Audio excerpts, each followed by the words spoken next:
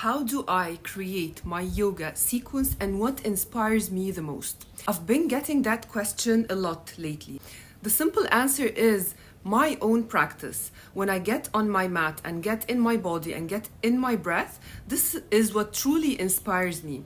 And it usually starts with just one pose, one transition that I find really interesting. Once I find a pose and a transition that feels interesting and exciting, I start to create a whole sequence around this particular pose and this particular transition. Once I find my main sequence that I will teach on my class, I do another warm-up sequence that suits this sequence.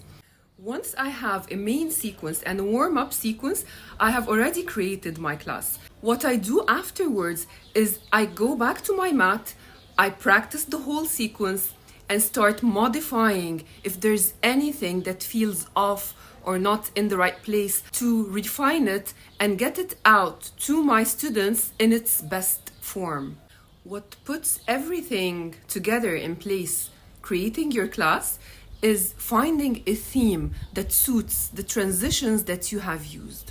And finding a theme can be put together using some quotes that you have read from inspiring books. And this is what I do. I find some quotes and write them down in my notebook together with the sequence. And this, what makes it feel like a true themed class that is well prepared and beautifully put together.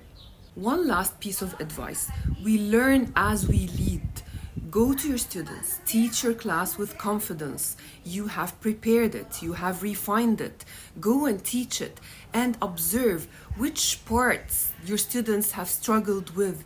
Once you have observed your students and you have known where they have struggled, you go back to your notes and write some modifications to make your practice more accessible to more people. Make room and space for more people to join your practice and let them all feel welcomed and let them be.